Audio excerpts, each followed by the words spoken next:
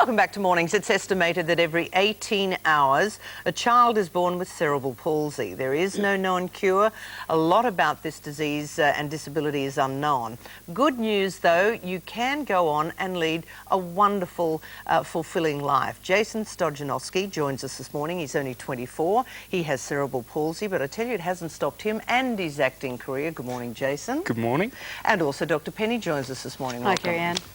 Jason, tell me about your life and how difficult it has been and what you've overcome to become an actor.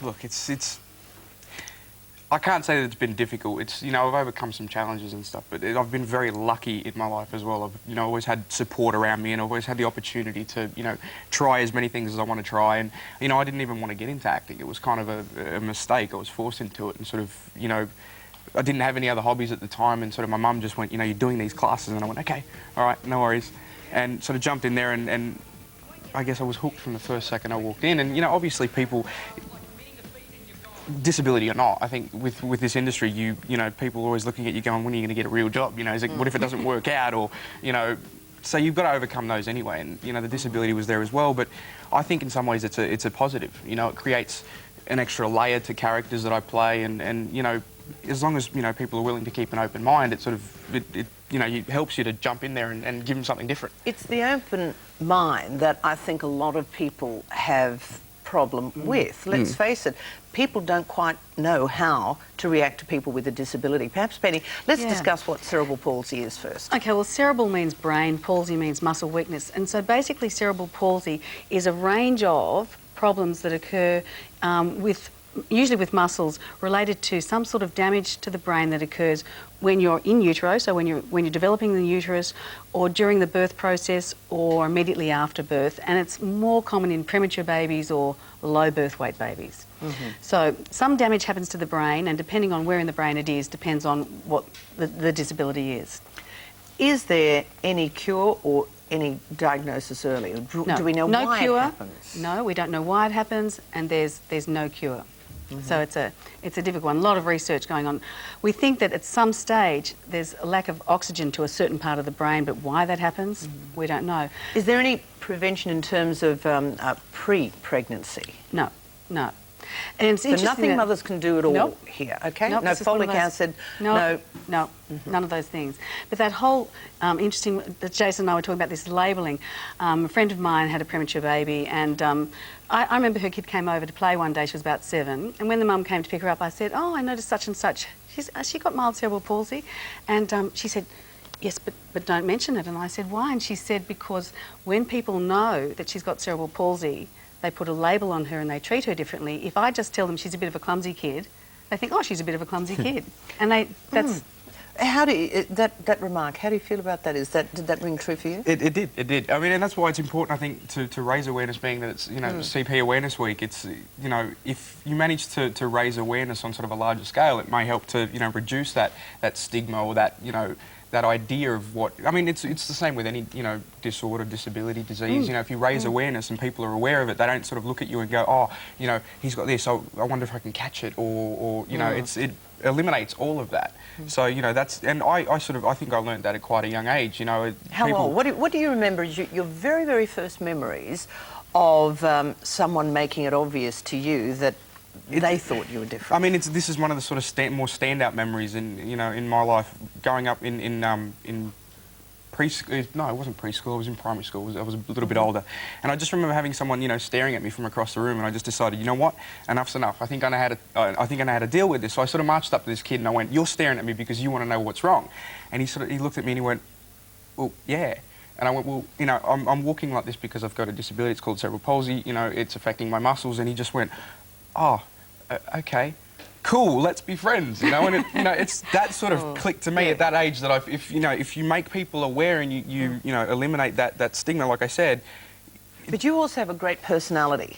Well, and an ability to deal with it. I mean, thank you, but I think it's, I think you know, having to overcome those certain things early on, it helps you develop these tools. So you actually, it's almost, you've got to take the responsibility for the rest of us who perhaps don't deal with these things so well. You've got to give us permission that it's okay to even ask or discuss. It's like, you know, don't mention anything. Because people don't want to know. I mean, how do you want people to react to you? Oh, look, I mean, every person obviously feels differently about it, but for me, it's like if you want to ask, ask. I'd prefer you to do that than stare or, you know, I mean, like I said, I'm lucky I walk with a limp now, so most people just look at me and go, what have you done? Have you hurt your ankle? And, you know, I'll lie, make up stories depending on how I'm feeling at the time. Sometimes I'll just say, yeah, I've got CP, but other times I'll be like, no, I've got attacked by a croc or something. If you're in America, they love that. It's good. Well, I love it. You just think it's sensational that you can, in fact, educate the rest of us. But this is our normal medical segment here, Jason. I've got to get to Dr. Penny because there's a couple of ripping yarns here this week. Yes. The exercise pill. Oh, I knew you'd love this one, Kerri-Anne. I'm loving it. Tell me more. Bring it on. Well, it's basically a pill that they've tested in mice only, Kerri-Anne. I'm prepared to eat cheese. And basically, when they gave these mice this pill, the mouse could run 45% further on a treadmill. So it sort of effectively, the mice taking the pill meant when it did exercise, it turned into a marathon runner. Wow. So it gave stamina. Yep, and when they look at these mice, when they dissected them after the experiment, they found that the muscle fibres had changed from being fast twitch glucose-using muscle fibres to slow twitch fat-burning muscle fibres. So fast forward many years, I'm sure. What could it mean for us? Maybe it would be a drug that could enhance performance in athletes, but also it could burn fat in people who are overweight. That's the theory. But already, you're talking about fast forward, right now they've already submitted anti-doping test kits for this drug to the Olympics just in case some humans want to try and take it. Okay. The other one, and this is off the net this morning, I think you GPs apparently got a bit of a headache this morning. It's called a webache. A webache, yes, with all those cyberchondriacs. I mean, so in the old days, it used to be everybody get the medical book and they would diagnose themselves. Yes. Now on the web... Oh, so many times patients will come in and sometimes they'll just have looked at the web. Other times they come in with this printout of this stuff and they've diagnosed all sorts of things. Common ones, they diagnose brain tumours, multiple sclerosis. They've just got a bit of a tension headache, but it's always a brain tumour or multiple sclerosis. But sometimes they even come in with weird things that I've never even heard of. Now that's embarrassing. Well, it is. I have to try and get onto Google myself. But I would say to people when they're looking at internet stuff and trying to find out information, go to government websites, and there's a really good one, a Victorian government website called Better Health Channel. And it's got fact sheets A to Z. If you're worried about something and want to find some information, Better Health Channel, Victorian government, good one to go to. That's terrific, because, I mean, a lot of the Wikipedia stuff, this is just people's input. Yeah. How do you know it's true? Oh, exactly. Or the Mornings with Kerri-Anne website. I'm a porn site in America. The Mornings with Kerri-Anne websites are always very accurate too. Exactly. Penny, as always, thank you very much. Jason, a real treat to meet you. Thank you for giving us some insight. CP Awareness Week's great to have you with us. Thank you so much.